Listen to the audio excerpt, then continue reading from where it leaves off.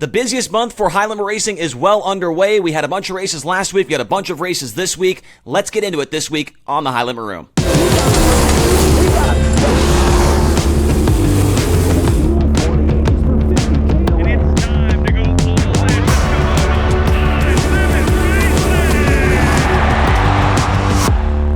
Welcome back to the High Limit Room. I am Chase Rodman, the announcer for the series. We are here in Brownsburg, Indiana, getting ourselves prepared for this first midweek Money Series event of the season at Kokomo Speedway. And so far, Mother Nature currently holds the points lead in the Roto-Rooter Midweek Series. We've had a couple of races rain out. Texarkana 67, and this week at 81 on Wednesday did get rained out as well. But hopefully we can get on track for the midweek specials at Kokomo and then on Wednesday at the Fremont Speedway in Ohio.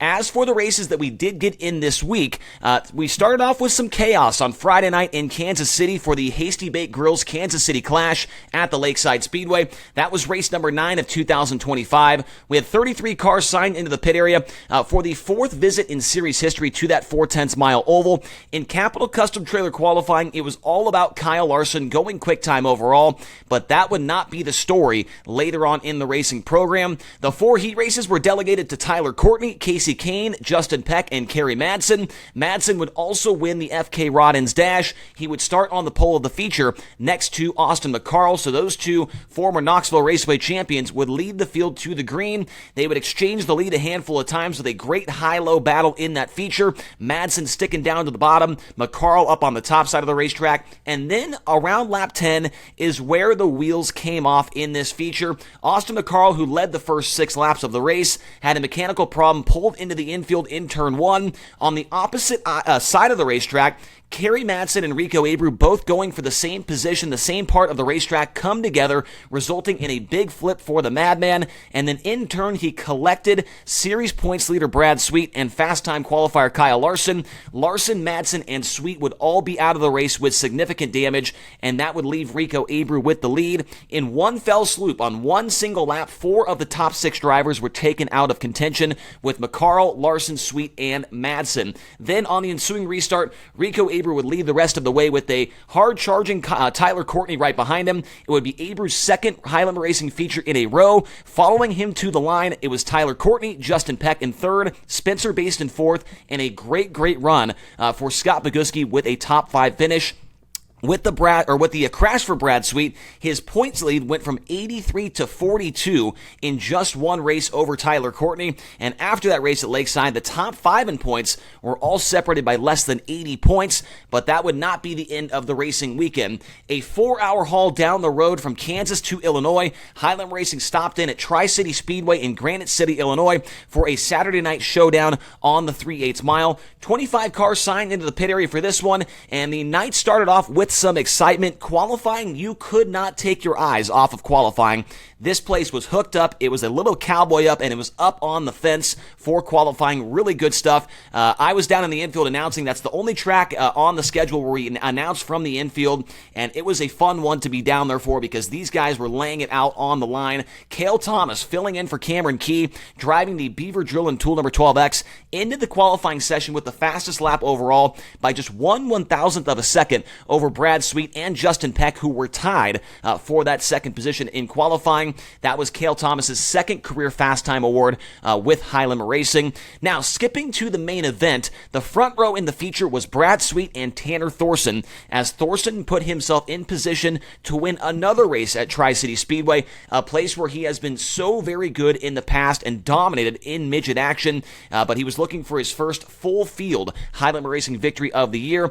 Thorson did get the jump on Brad Sweet and led the opening 9 laps of the main event. Corey Day, though, got going up against the wall. This was a track that was right up the alley of Corey Day. He would take the lead on lap number 10 and would lead the rest of the way. However, he would need to weave his way through traffic and hold off Brad Sweet, who was right behind him there towards the end. It was Corey Day's second win of the High Limit Racing season and first since the season opener at the Las Vegas Motor Speedway dirt track. Rounding out the top 5 in that one, Brad Sweet second, Justin Peck back-to-back podiums for him. Tyler Courtney ended up in 4th, and then Brent Marks rounded out the top 5 in the 5th position in that 19 car. So good stuff there from Tri-City. It was a tough night, though, for a lot of the high rollers over at this one. A race of attrition. We saw Spencer Baston and Rico Abreu both get into the wall. They both destroyed the rear end, and their nights would be done. Aaron Reitzel, he got into a tractor tire on the restart, and he was put back to the pit area early on in this one with a DNF. So a lot of guys having some issues in this feature. A lot of guys towards the front part of the point standings having problems, especially Rico Abreu. Made up a ton of ground on Brad Speed at Lakeside, but gave it right back at Tri-City. Did want to give a shout out as well to Danny Sams. First top 10 of the year for the Race Redeem Foundation Rookie of the Year contender. Had a 7th place run at Tri-City. And then how about Casey Kane, 25th to 8th for the Rod End Supply Hard Charger at Tri-City Speedway. So nice job by those two drivers. Now, let's get into the race previews for this coming week. We have a very, very busy slate for Highlight Racing, which features 4 races in 3 different states, and 2 of them are part of the Roto-Rooter Midweek Series. The first race on the schedule is going to be Kokomo Speedway on Monday. In Indiana, otherwise known as Indiana's Baddest Bull Ring, for the Driven to Save Lives Monday Mayhem. This will act as the Roto-Rooter Midweek Series opener. As we mentioned earlier, Texarkana 67 and 81 Speedway rained out, so this will be the Midweek Series opener. Then, a few days later, we roll on down the road to the Buckeye State for a stop-in at one of Ohio's most well-known racetracks, and that is the Fremont Speedway, which is the home to weekly 410, or which is the home of weekly 410 action, and usually brings in a lot of sprint cars. And so, not really sure what the car count's going to look like. Could be 30s, could be 40s, have no idea, but it's going to be a solid field of cars. And when you show up to Ohio, you show up to Fremont Speedway, you cannot count out the likes of guys like Cap Henry, Caleb Henry, Zane DeVault, Craig Mintz, Brandon Spithaller. All those drivers are planning on being there for this one, and so could be a upset winner here at Fremont Speedway. Probably one of maybe the best tracks, the best opportunities for an upset winner at Fremont on Wednesday night. Fremont is a short quarter-mile racetrack that often goes very, very dry slick in the feature, and it has been a staple on the All-Star Circuit of Champions schedule. So former All-Star champions Tyler Courtney and Aaron Reitzel have visited Victory Lane in the past, so keep an eye on those two, and looking forward to Fremont. It'll be my first time ever there, and I've heard so many good things about it. I've watched a lot of racing from there, and looking forward to seeing how it all plays out in Ohio on Wednesday night. Then after that, we make our way up to the Empire State as Highland Racing will take on the Ransomville Speedway for the first time in series history. Very curious to see what the entry list will look like for this one. Could certainly get some PA Posse members showing up, maybe an Anthony Macri, maybe a Danny Dietrich, and also keep an eye on maybe some of those Empire Super Sprint drivers like Jordan Poirier, Danny Varon, Jordan Thomas. A couple other guys could also be showing up for this one. Ransomville, a 3/8 mile racetrack located less than an hour from the Ontario-Canada border. The current track record is set by Donnie Schatz at a 12.629 seconds, set back on October 16th of 2017. In 2023, the All-Stars did race there with Zeb Wise getting the win. Other high rollers that were in that race, Brent Marks, Tyler Courtney, and Cy Lynch, they were all a part of the field. The last time the World of Outlaws were in action there, it was Aaron Reitzel going to Victory Lane in 2021. Then we will wrap up the week over at the Utica Rome Speedway in Vernon, New York, a race that was captured by Rico Abreu in May of last year. Abreu grabbed the win over Justin Peck, James McFadden, Brent Marks, and Tyler Courtney last year. Utica Rome, one of the more interesting track styles and layouts that Highland will go to this season. A big half mile with not a whole lot of banking and really not that much grip around the racetrack.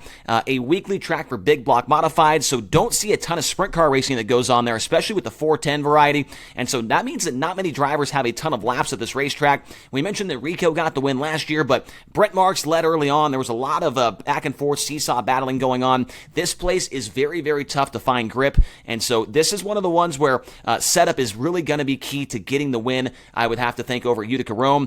Both Justin Peck and Aaron Reitzel have both went to Victory Lane in the past year with the All-Star Circuit of Champions, and no doubt about it, if he shows up in the pit area, one guy to watch for is going to be Danny Varon, who did upset the All-Stars with a huge win in 2023. The New York guys are super good on the slow and slick half miles and smaller racetracks all over the place around the New York area. Danny Varon, one of the best, and you can't count on him, and along with some other guys that could be showing up as well. So looking forward to getting back to Utica Rome. The New York fans do not get to see enough 410 racing, and they always show up in big crowds, no matter where we show up to, whether that's Ransomville, Utica Rome, last year Outlaw Speedway as well. So looking forward to seeing the New York fans up there at Utica Rome and Ransomville. Now we'll get into the second segment of the show. Of course, Tony Laporta has found somebody to get an interview with here this week, and that is going to be Justin Peck, as he's going to be returning to Kokomo on Monday night to try and win another High Limit Racing event there. In this interview, if you look in the background, you might see me mopping up the High Limit Racing trailer. I'm not sure. I thought I was in the background. I have no idea.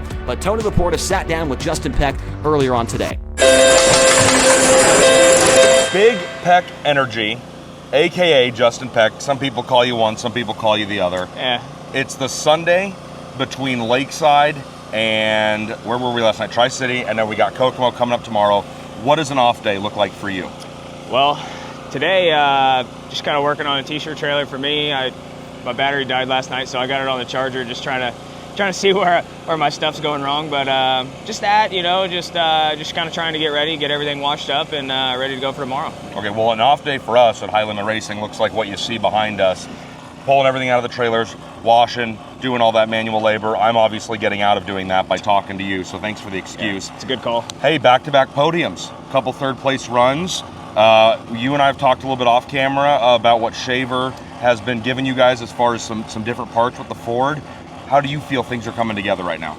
Well, I can tell you that we got a little different engine. It's got new heads on it and that kind of stuff. Just basically an engine with the parts that we've been waiting on for most of the season, and it definitely runs a heck of a lot better. We got it dropped off at the hotel Friday morning before Lakeside. Put 2 strong runs in over the weekend, 2 podiums, qualified good both nights. And, in this game, that's kind of been the key is you have to qualify. If you're not in the dash, you just made your night that much tougher, right? And it's a lot harder to win when you're not in that top 8 starting spot, and don't really give yourself a shot to be up there contending for a podium or contending for a win. But, as far as just different stuff in the engine, like Ron and I were kind of talking earlier in the year, just some different stuff that I want to feel out of an engine versus, like kind of what Donnie was wanting to feel out of an engine. And, he kind of gave that to me here with this engine now. And it seems, I really like it. It seems to run a heck of a lot better, or at least suited more towards my driving style. So that's good. And, hopefully we'll get another one by the end of the month and just kind of keep rolling, just kind of fill out our inventory.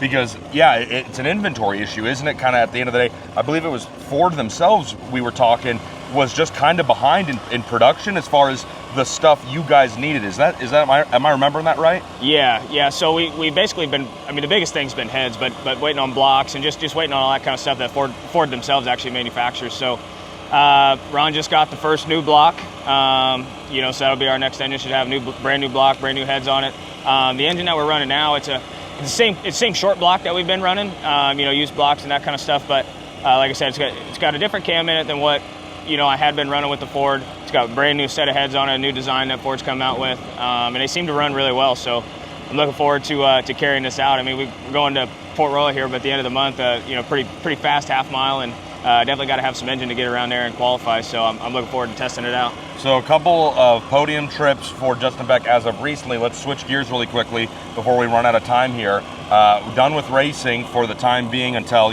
24 hours from now. Yeah. So say you were to walk into a casino, High Limit, it's all about gambling. Justin Peck's all about gambling. What's the game of choice for Big Peck Energy when you walk into a house of cards? See, I'm a drifter, man. I bounce to different stuff, whatever I'm kind of feeling at that time. But lately it's been roulette. I've been pretty hot hitting some roulette numbers, man.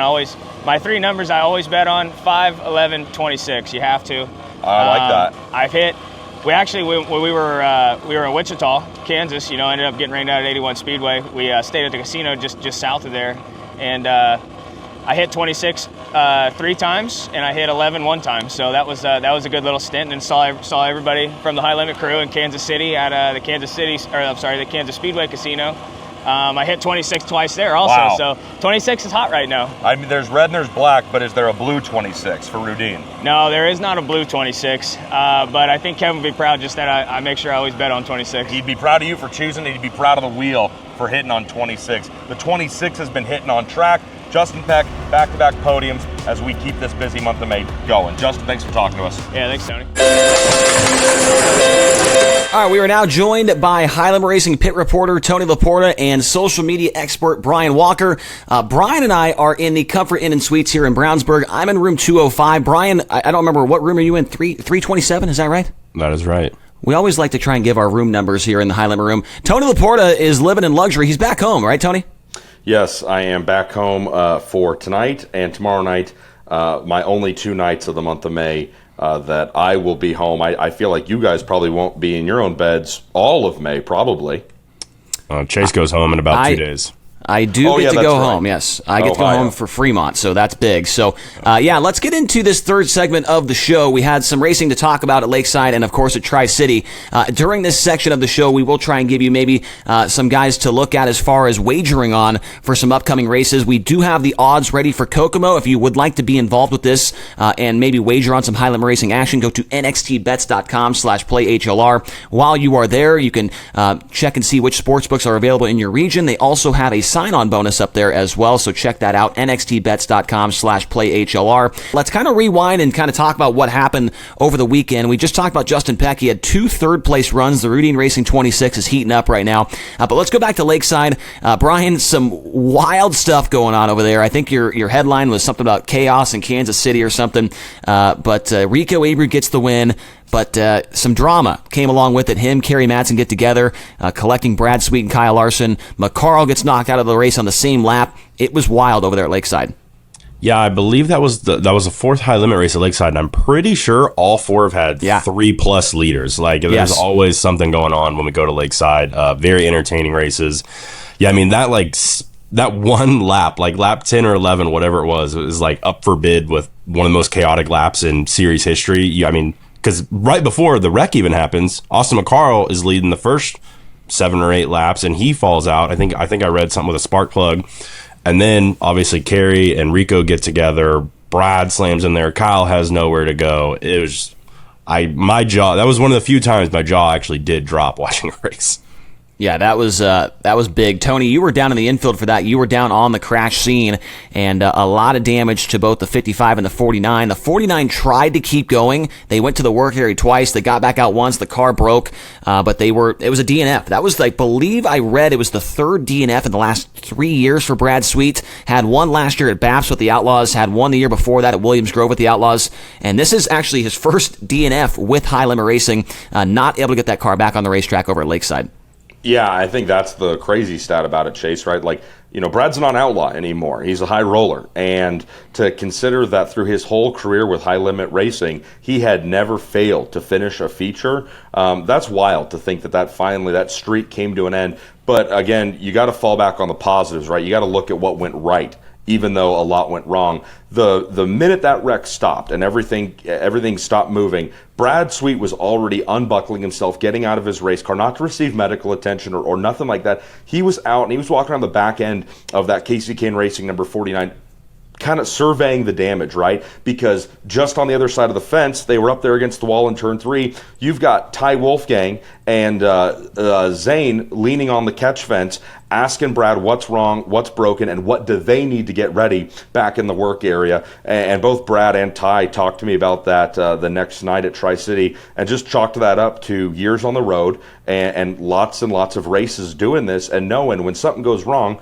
you have to react. You're now in a reactionary period, and those guys, it's not hard to understand why they are multiple-time national sprint car champions so many consecutive years running. And Brad said it, I talked about it on the broadcast, this sport and your success in it is not defined by your good nights, it's defined by how you rebound from the bad nights. And what did he do? Went out there to Tri-City, raced for the lead, ended up finishing second. Brad Sweet was just doing Brad Sweet things on Saturday night, I think. It's worth mentioning real quick that it was a DNF, but like Tony, you mentioned about them Brad getting out of the car right away and making sure that it gets to the work area. He came back out. Obviously, it was still, just mangled, and he was maybe barely meeting minimum speed for one lap, but that got him 2 spots by getting ahead of McCarl and Madsen. That's 4 points. We've seen in situations in the past where him and Donnie that one year with the Outlaws, every single point matters. So that's big. You're exactly right, Brian, and I don't remember if it was Ty or if it was Brad specifically who mentioned that. They said, hey, we got back there, we thrashed, we got it as good as we could, they said, and they got back out there, and I think it was Brad. He literally said, we got our 1 lap back in, and that moved us up so many spots, and they're thinking about every single point every time they're out on track. And that's why anybody you talk to, I don't care whether they race the Outlaws or whether they race High Limit or they don't follow a national tour, everybody knows that the toughest guy to beat in a year-long championship point battle, because he'll scrap and top 10 you to death and just finish you to death, right? Everybody knows the toughest year-long points guy to race against, bar none, is Brad Sweet. He might not have 30 wins at the end of the season, but he's going to have more consecutive races without a DNF, and that's why that guy has been so successful, and he and that team have been so successful, because they're thinking exactly the way you're talking about them thinking. Yeah, Brad Sweet ended up 21st in that feature at Lakeside. Now, a couple of guys did take advantage of the misfortune for the Napa 49. Of course, Rico Abreu took advantage of that. He was able to get the win. Tyler Courtney right behind him in second.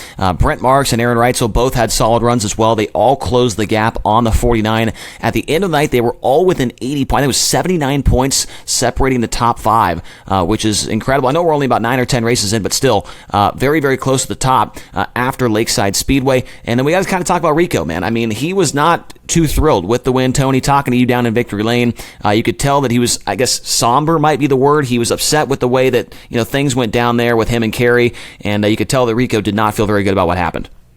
Chase, somber is the perfect word to describe how Rico Abreu was in Whiskey Myers victory lane. I'm glad you're using that thesaurus I bought you, and you're thumbing through that thing. Yep. Rico told me the next night back in the pit area at Tri-City, him getting up on the right rear wheel to celebrate versus jumping up on top of the wing and celebrating and sliding down like he always does.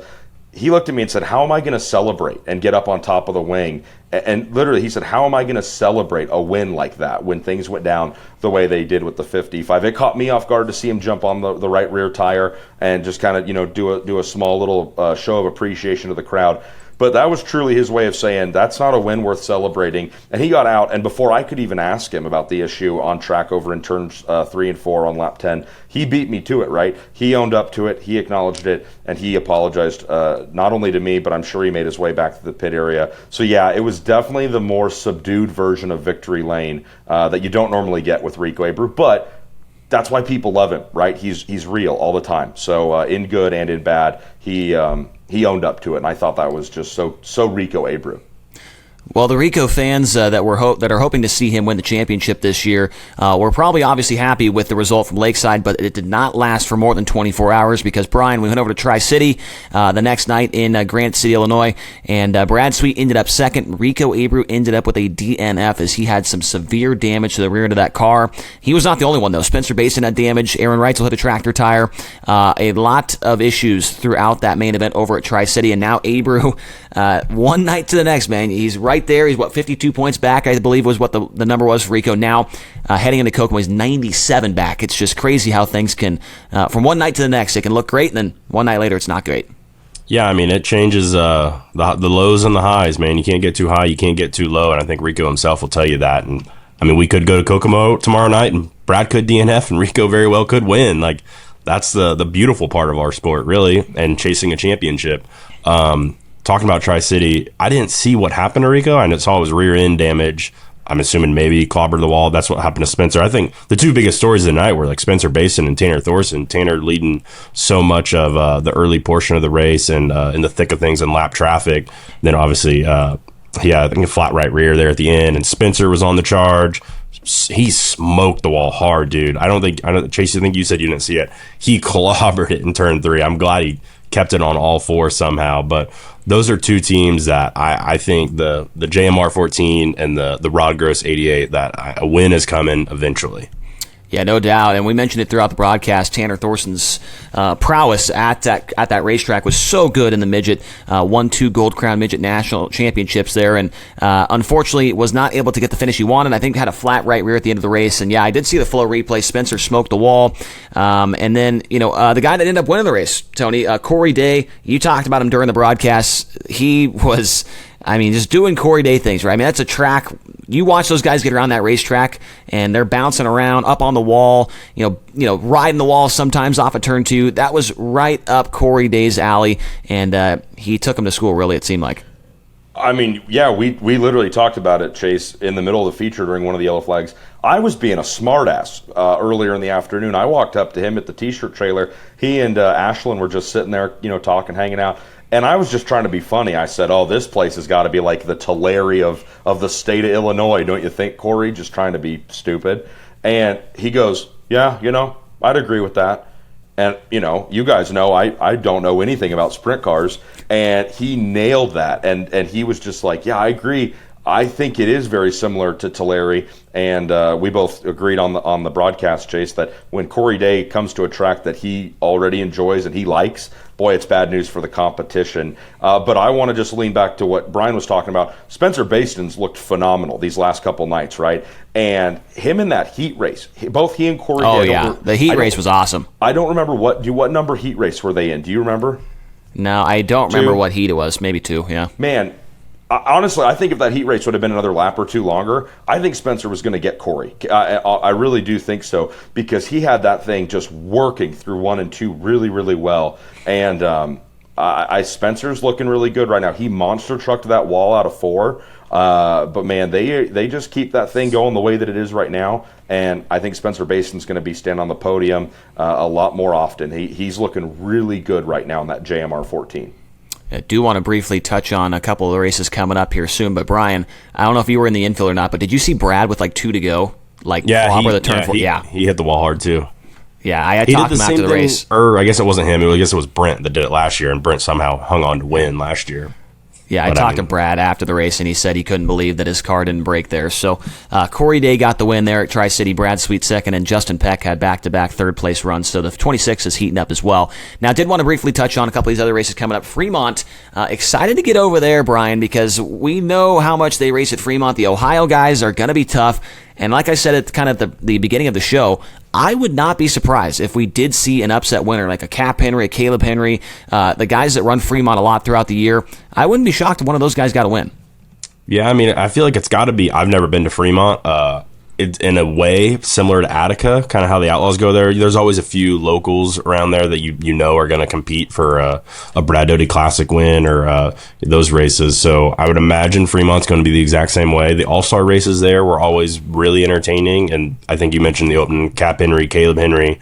There's so many guys, Craig Mintz, that could pull off their first career win with Kubota Heaven Racing. Yeah, looking forward to getting over there. And Tony, we finish off the week going to New York. And one thing that we always talk about when we go to New York is just the different style of racing that goes on there. We've never been to Ransomville with High Limit.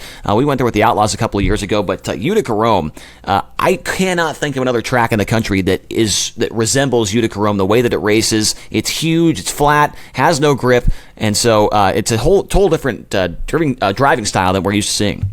Yeah, I don't remember the local that I was speaking to last year when we were up there. I know once we get to the track and I see all the cars laid out, it'll hit me. But one local racer up from that part of the country told me, you will have never seen a racetrack get as slick as Utica Rome will tonight. He told me that in the pit area before we got on track, and that's a pretty bold claim. You know what I mean? I've watched a sprint car race or two, and I just thought, man, that's a big statement. Well, he was 1,000% right.